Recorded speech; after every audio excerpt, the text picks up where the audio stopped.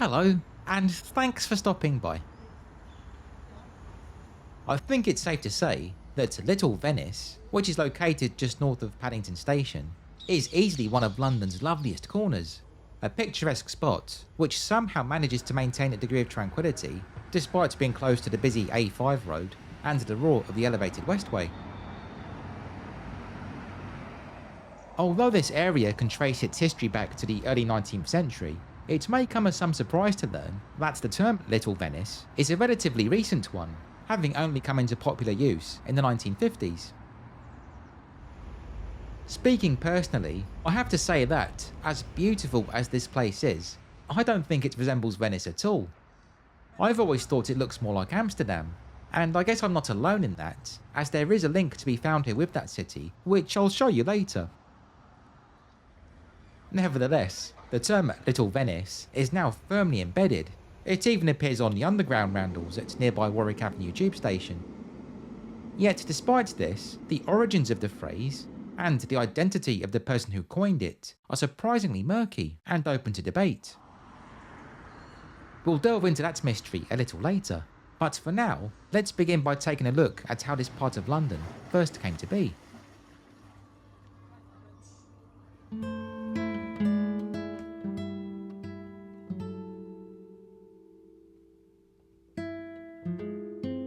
The name Little Venice is of course inspired by the canals and pool around which the area's roads, including Blomfield Road, Warwick Crescent, Delamere Terrace and Maida Avenue are centred.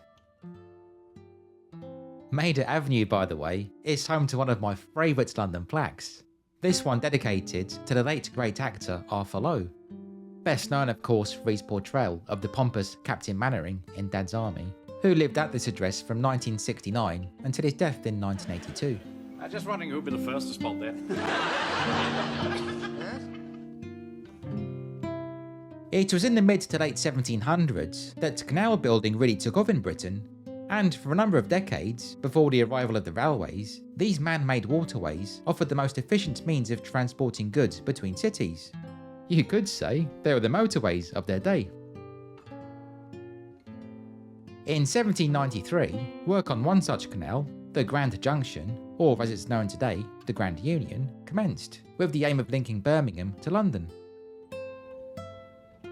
This was achieved by connecting the Grand Junction Canal to the River Brent at Brentford, which in turn provided access to the Thames. This section of the route, however, was deemed somewhat slow, and so in 1795, it was decided to forge a branch from Bull's Bridge, which lies between Hayes and Southall, towards Paddington.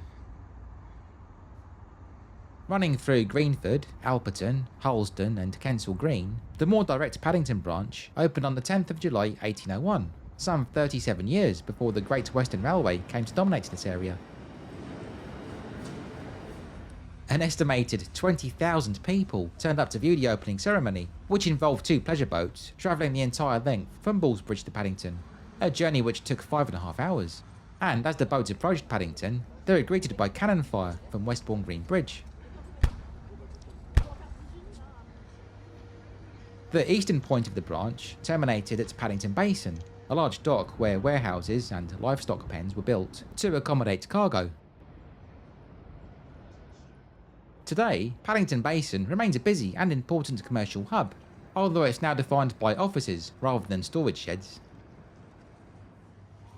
One special point of interest here, which you can see beneath Bishop's Bridge Road, is this large digital artwork entitled Message from the Unseen World, a display which reads out a poem dedicated to the genius mathematician, codebreaker and computer scientist Alan Turing. The reason this memorial is located in Paddington is that Alan Turing was born very close to here, just north of Little Venice, in the former Warrington Lodge Hospital, now the Colonnade Hotel on Warrington Crescent.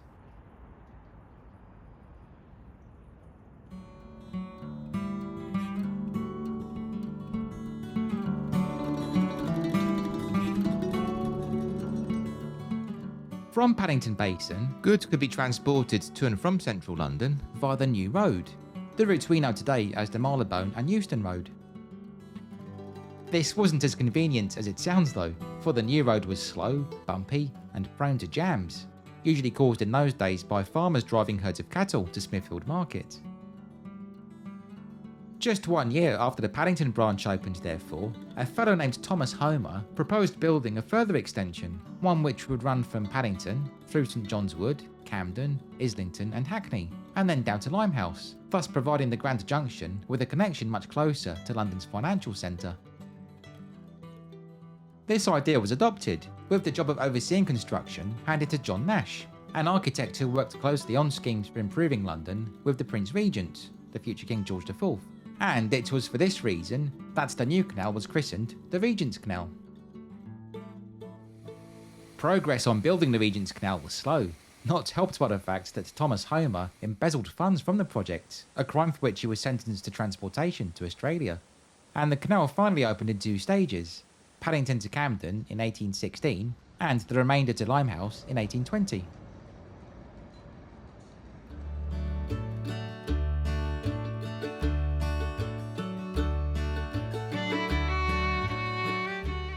The point where the Grand Junction's Paddington branch meets the Regent's Canal is here, at the pool between Westbourne Terrace Bridge Road and the Warwick Avenue Bridge, forming a triangular area which lies at the centre of Little Venice. This building, beside Delamere Terrace, is the former toll house, where the weights of each cargo were also checked. Opposite is the Bridge House pub, which dates from 1848, and in 1950, several scenes from the film The Blue Lamp were shot around here too.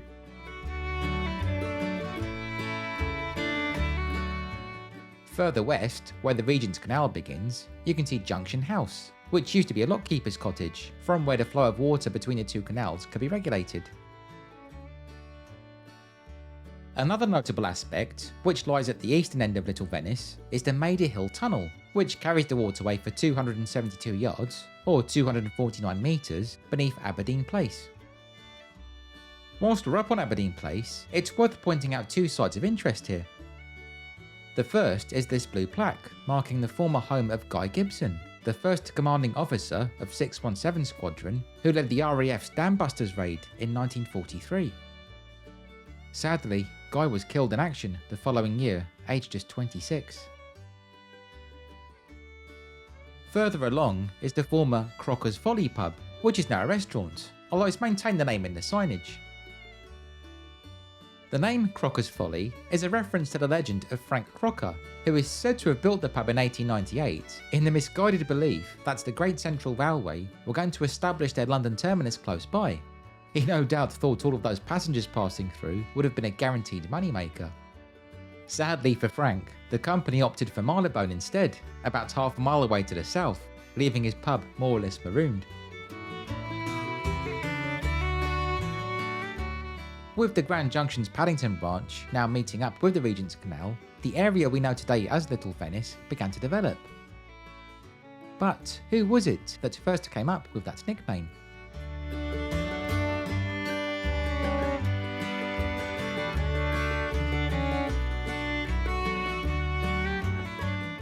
In the 19th century, and indeed for much of the 20th century, canals were essentially working environments. Their towpaths were primarily for horses, and were certainly not designed with pedestrians or cyclists in mind.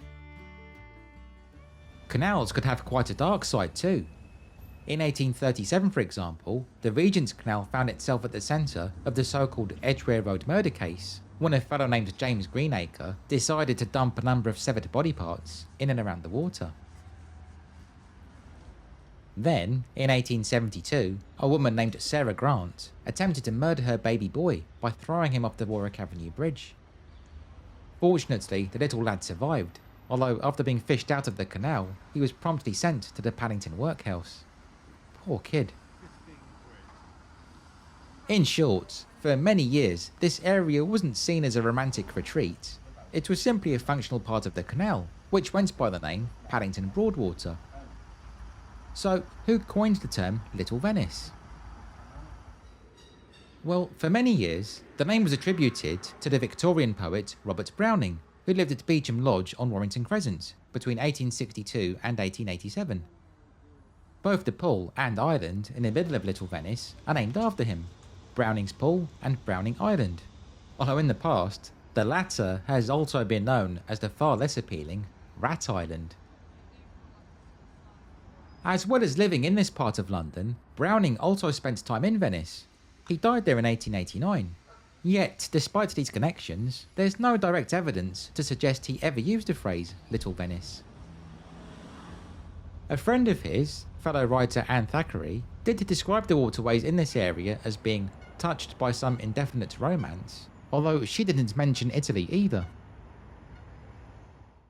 In 1966, John Patrick Balfour, the 3rd Baron of Kinross no less, who lived on Warwick Avenue, claimed the turn should be credited to Lord Byron, as the poet had once compared the two areas by stating, "There would be nothing to make the Canal of Venice more poetical than Paddington were it not for its artificial adjuncts."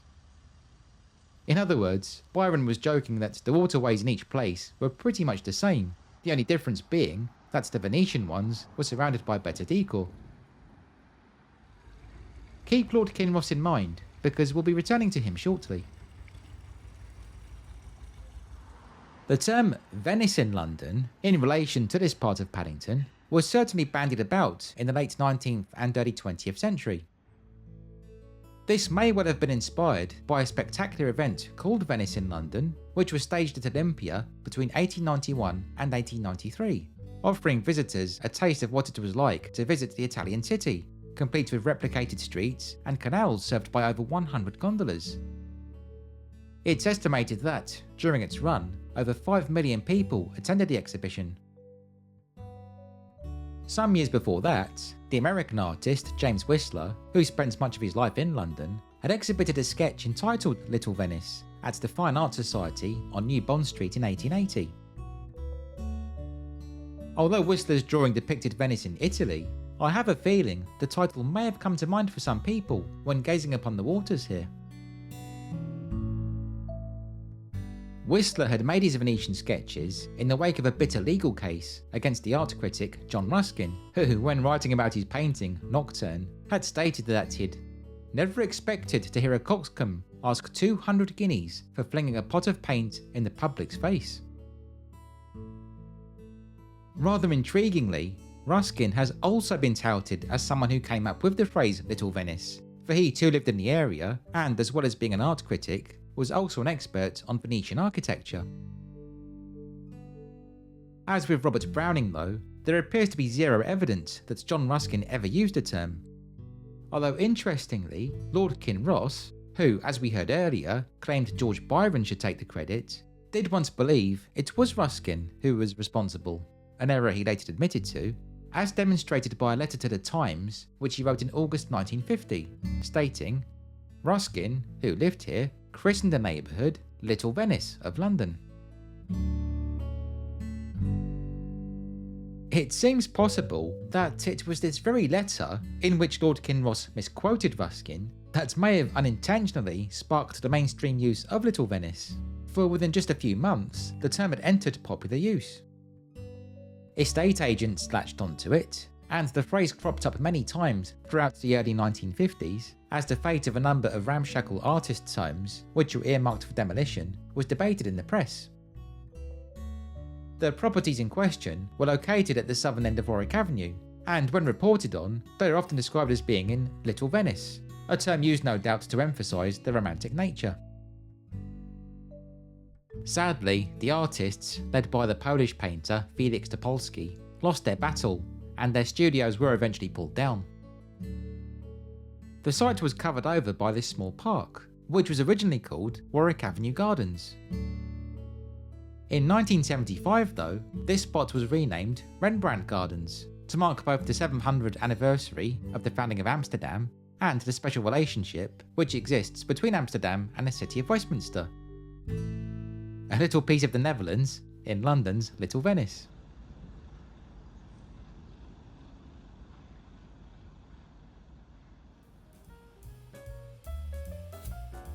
Thank you so much for watching.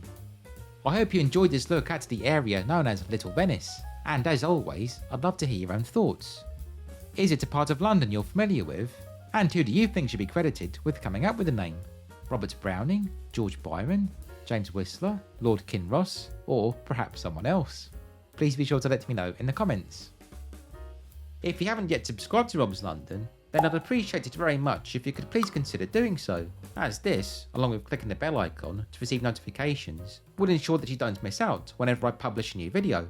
Plus of course, it'd be wonderful to have you along.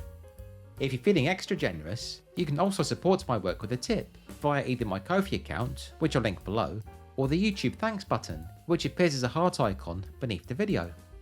Any such financial donations are of course greatly appreciated, and they really do help go towards creating content. Anyway, on that note, thanks again for watching friends. Stay well, and please be sure to stay tuned.